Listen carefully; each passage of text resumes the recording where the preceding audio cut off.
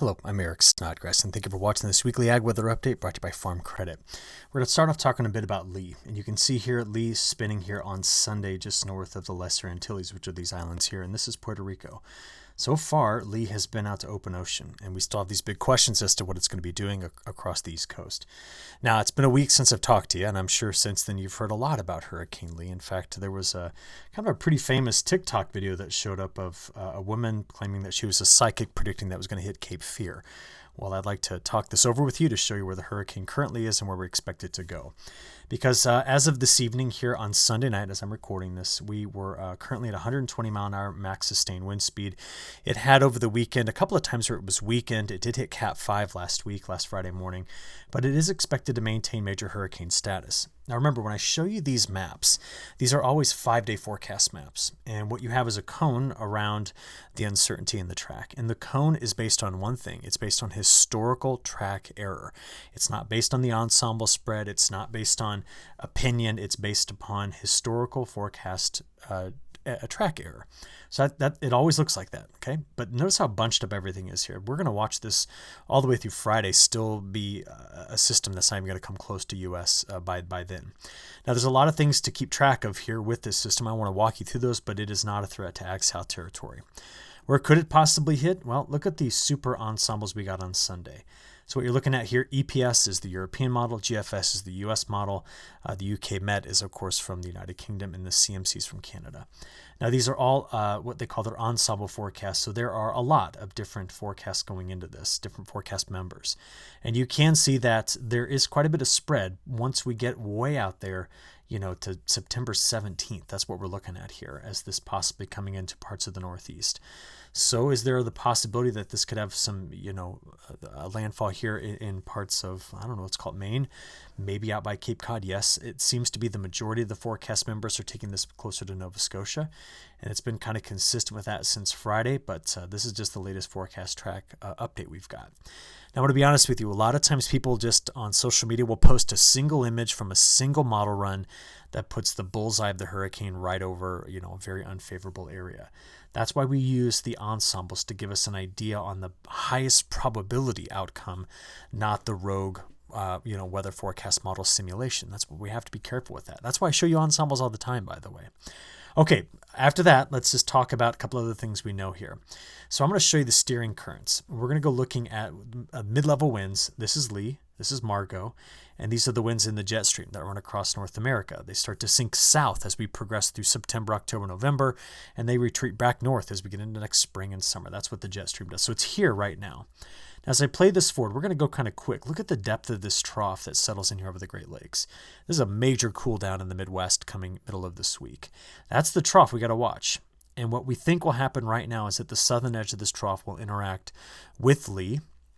If they were closer, I could almost slam dunk guarantee that Lee would be yanked out to open ocean, but the timing's a bit off. Lee is quite slow. It's kind of sitting in this saddle point here between this ridge and this weak ridge and the trough to its north, and as a result, it doesn't fully interact. Just one side of it seems to getting pulled into that position with that trough.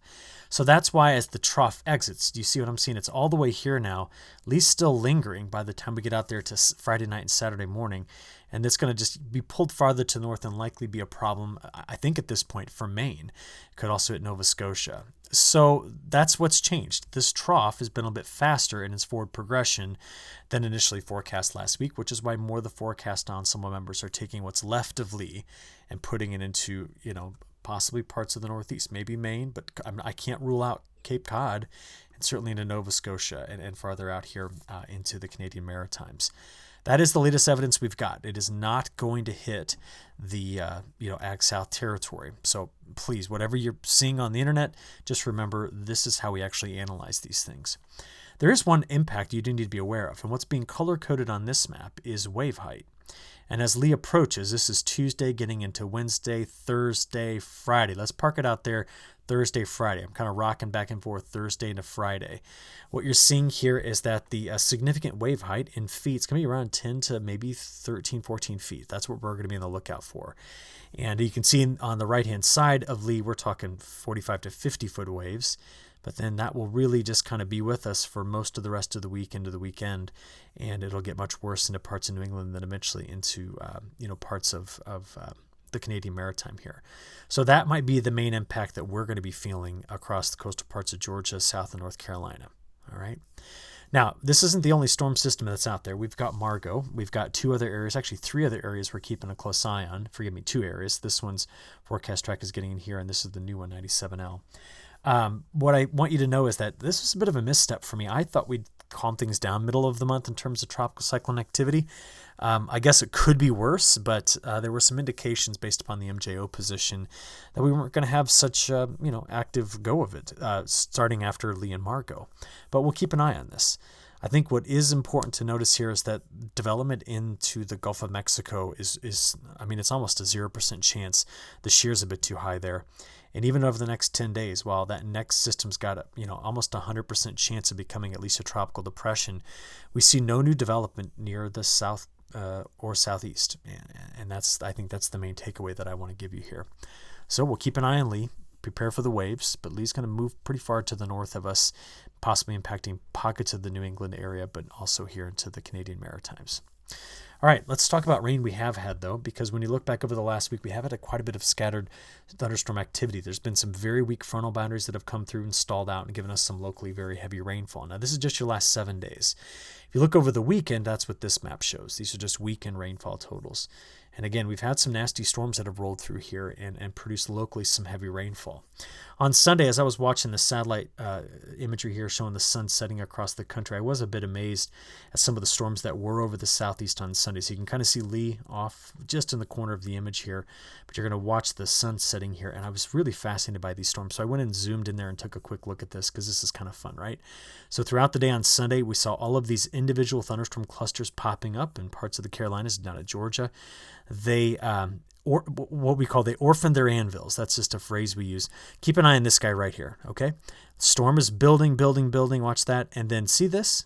That's the top of the storm. It's getting blown off, and the whole thing just collapses, and it's dead on the inside. That's a big outflow ring, big cool spot. If you're inside that, you probably got a cool down on Sunday afternoon as that storm blew up and send these big cooling outflow rings. See all of them? Kind of neat to spot those things.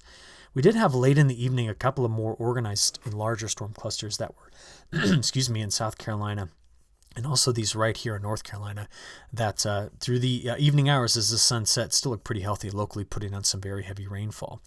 But speaking of all of this, let's put it in the broader context. So our newest drought monitor was released last Thursday, and we can still see pockets of drought throughout Ag South territory. But what I want to show you is if I go to the change map, you'll be able to see that the newest update actually showed us some one-class improvement. That's what we're looking for here in parts of the Carolinas.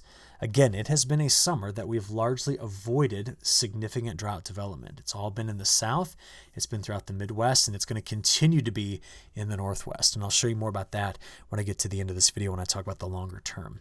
That drought in the Midwest is causing us some worry. Now, keeping it dry this time of year gets a crop to dry down quickly. It gets harvested quickly, but it was too dry during this the kind of tail end of the soybean crop, which is now turning yellow in this area, and certainly too dry for some of the corn crop to finish. In fact, if you just look back at the last 10 days of August and the first 10 days of September, we have a lot of places here centered around Iowa, Minnesota that have seen near record dryness.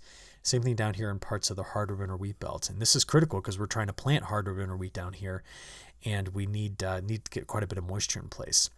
Because this goes back to the 19th, this is all Hillary, so that's why we're seeing such wet conditions in the west. And take note of parts of southern Georgia that were quite dry over this whole stretch of time. So it is important to see that even though you're not showing up in the drought monitor, we have some drier pockets in Ag South territory.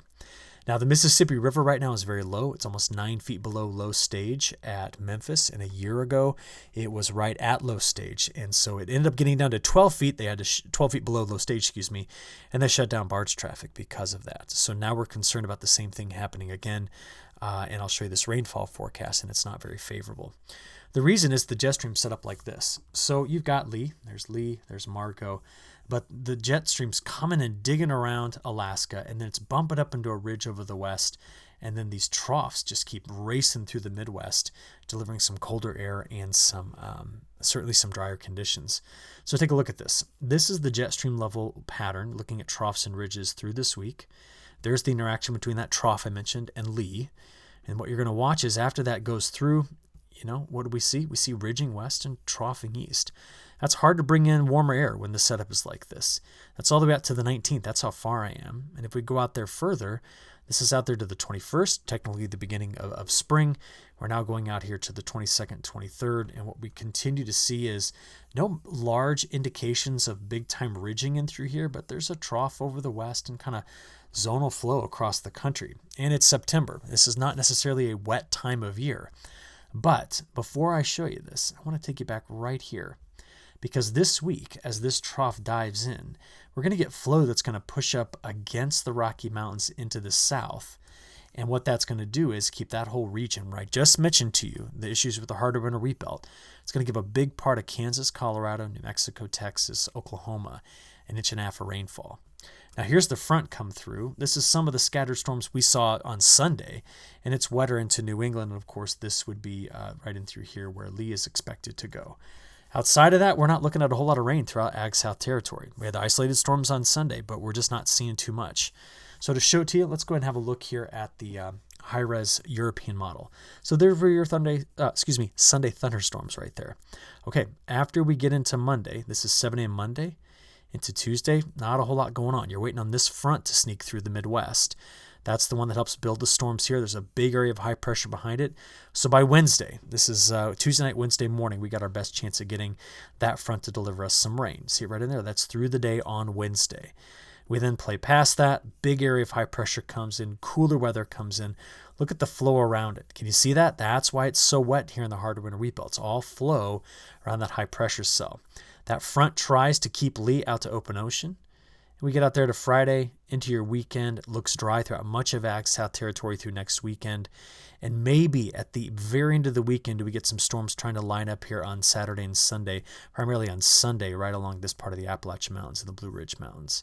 So then we finish this up by looking into next week as Lee possibly gets into, again, this part of Canada and in the Northeast. So that's what we'll watch for. But you notice that overall it's a drier signal, and that's why the next 10 days we see overall a drier signal for most of Ag South territory. Again, wettest right in through here, but this is late in the weekend that we're expecting this rain to come through. So we have a front, remember, the one that's coming through midweek that gives us chances for rain, but outside of that, we're not looking at widespread heavy rain going forward. So we need to see what the temperature is going to do, but I'll come back to that in a second because I want to give you some probabilities. First one is the 10-day chance at getting at least an inch of rainfall. So you can notice our probabilities are down here between 10 and 30%, pretty low. Wettest conditions here, wettest into New England, and there's Lee. Outside of that, most places you see white, very, very dry over the next 10 days. When you get into week 2, this is what the models say. I got the GFS in the right. I have got the ECMWF in the center, and I've got the CPC over here on the left. And when you look at this, apparently my wife's AirPods are trying to connect. Sorry about that. Let's get that out of there. Whoop. Here we go. There we go. So sorry about that. Anyway, you notice we're looking at near normal to drier than normal conditions getting out there past the middle of the month. And there seems to be a pretty consistent signal. And since I don't have any major tropical systems coming through, I can't really argue against it. All right. I do want to show you this, though. I kind of flashed this a moment ago while I was bouncing around here trying to find the current tab. And this is where our jet stream ends up by the equinox, September 2021, somewhere around there. And this look is very El Nino. And I want you to be thinking about this because this is the jet stream level winds screaming across Asia, leaving Japan, coming way far to the north. To its south, split away from it, is a subtropical jet. And you see its orientation across the south, making a hard turn going up the East Coast. This is what we typically see in the jet, although much stronger here in the polar branch as well. We get this a lot when there is an El Nino event. Keep that tucked away in the back of your mind. I'll come back to it in just a second, all right? Next, I do want to show you those temperatures, and I want to talk about how cool it's going to get across parts of the country. First map, this would be Monday morning's lows. So we're above normal here in Ag South, but watch this. This is now getting into Tuesday and Wednesday. Now look at that. We've got potential frost event right here in parts of the upper Midwest, mainly Wisconsin, maybe Minnesota, maybe the UP of Michigan. That's some chilly air coming through there. We're still mild through Wednesday. It's not until the front gets to us on Thursday morning, getting into Friday morning. But where I live right here in Champaign, we're looking at a couple of mornings in the mid 40s. I mean, it's September 15th. We can sometimes be deep in the 90s for high temperatures, but we got this cold air coming in, and it's going to be a big factor here in the midsection of the country. I'll be honest with you, I kind of like it. I'm ready for some cooler weather. But as that happens, the ridge amplifies west and the heat goes west. Now, what about the high temperatures? Well, this is Monday's highs. We're near normal through Ag South. Tuesday, just a little bit warmer than normal. This is the front that comes through. Remember our midweek chances for rainfall? There's the front. Look at that, highs in the Midwest, struggling to get out of the 60s. Look at this back in the front range of the Rockies to the southern plains in the 60s, maybe low 70s. And then that front continues to press east. That's the one that knocks out Lee and possibly pushes it here, okay?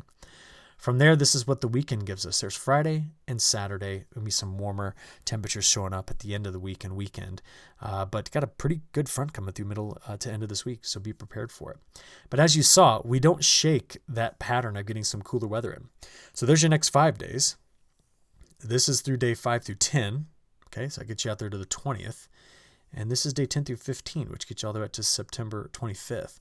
We don't break back away to really warm conditions for a while. Now, I'm going to be honest with you. I don't think anybody's going to be able to stay on top of this pattern for the remainder of the month or probably in October either. These are important transition months, so you are often seeing the forecast flip-flop one week to the next. That is just the way it happens throughout fall. It's unsettled. So even though the new Climate Prediction Center forecast and even the European model end up showing us more mild conditions later with possibly drier northern tier of the U.S. on this side of the country and wetter here, we got to have the jet coming into this area in order to make this occur. And I don't necessarily see it. And of course, we can't ever give you a 3 to 4 week forecast for the south and southeast when it's late September because we don't know if there'll be any tropical systems that show up. So this will never verify well, all right? That's why they've given you equal chances, which means we're going to have to take this week by week until we kind of get out there longer term, okay? But I do know this. El Nino continues to build. We have temperatures 3 to 5 degrees Celsius above average here. We have got 1.5 degrees above here, and we expect it to continue to warm. And all of the new long-range forecasts are in, and they expect this to become a very strong El Nino by the time we progress to winter. It'll likely reach a peak at some point, maybe December, January. That's typical of El Nino events. But as it stands, the dominant driver in every long-range forecast is going to be El Nino, which means expect the jet stream to do this. That's what happens. That's average jet stream position splitting across the west, coming together in the mid-south or down south, and this makes for very active cyclone season. I'm talking winter cyclone. These are winter storm system season for us. So let's go have a look at it here. This is your newest October, November, December outlook from the European model. And once again, what do we have? Above average precipitation for the whole of the South, for the Midwest. Still a bit drier across the West. If we just take this another month forward, so this is November, December, January. December, January, February, doesn't matter. I told you that if the jet stream's living down here, we are going to be active and possibly very wet throughout this winter. This will likely reduce total drought area by up to 25% because it's going to help in Texas. The place I'm concerned about drought developing will be in the Pacific Northwest. That's what I'm thinking we're seeing here. Now, is there any evidence to back this up? There is. This just came out from the National Multimodal Ensemble. This is how this works. I'll show you. U.S. precipitation rate. That's what P rate stands for. You click on that. Let me go back there quickly. These 8 models, see them down here, are all put together in one composite map, which is this one. And what do you see? October, November, December, wet. We can just keep going. Go back and click on season 2. That would be the next 3 months. So November, December, January, wet. And it just keeps doing this. There's just no getting away from it because the models are all going to latch on to the El Nino signal. All right. Now, given that that's our winter setup, I think what we're going to get are what we call a lot of Miller B systems, which come in like this, hit the Blue Ridge and take a turn north, or Miller A systems, which come in like this and run up the East Coast. So prepare for an active winter. There are strong indicators that that's what we're going to see right now. When that changes, and if that changes, we'll talk about it. But right now, this is our lead indicator going into this winter. The other side of this is I just showed you the precipitation rate for the U.S. What about globally? If I just go out there, I don't know, let's go to season 3. That would be December, January, February. You notice that globally a couple of things going on. We tend to be drier throughout parts of Indonesia, but the wetter conditions tend to be a bit farther north. Australia is drier. you can see that much of Brazil is forecast drier. Now, this is only a problem if you cut off about half of their rainfall.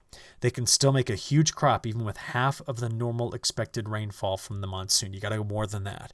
So if they only got 50% of the normal monsoon, they still have a crop. They need to get much, much less than that. But take a look. Southern Brazil down all the way to Argentina is forecast to be wet. And that's the same thing if I flip this over to South America that we've got forecasts from the European model. It's quite dry through our fall. There's spring in the northern growing areas, drier than normal, but wet the farther south you go. Now remember, even though it's showing a drier signal here, they can still grow a crop even if it's slightly drier than normal. So this could be a big year for South America, given that we're finally seeing some drought relief through southern Brazil, Paraguay, Uruguay. So this is Paraguay, Uruguay, and Argentina. Now, thinking about all of that, we've had massive flooding in the last week and a half in Rio Grande do Sul, which is here. It's like the Rio Grande of the South. And what's going on there right now is this. This is your latest forecast. I just played out 10 days fast. Another 150 millimeters of rainfall. So that would be 6 inches of rainfall possibly coming into this area. And then you notice farther north where they're trying to plant after the September 15th start date, we're not getting much precipitation, which means they're going to have to sit on their hands and wait a bit until the forecast becomes a bit more favorable going forward. But that's what I got right now after the next 10 days for South America. So we kind of covered the near term. We know Lee is missing. We covered the longer term. We got this idea about El Nino. We've seen what's going on in South America. So I think we've got enough to kind of think about this week. Remember, quick front comes through middle of the week, cooler temperatures after that. Overall, your next 10 days have a drier bias. That's it. Okay. Let's talk again next Monday. We'll see how this all shakes down. Thanks.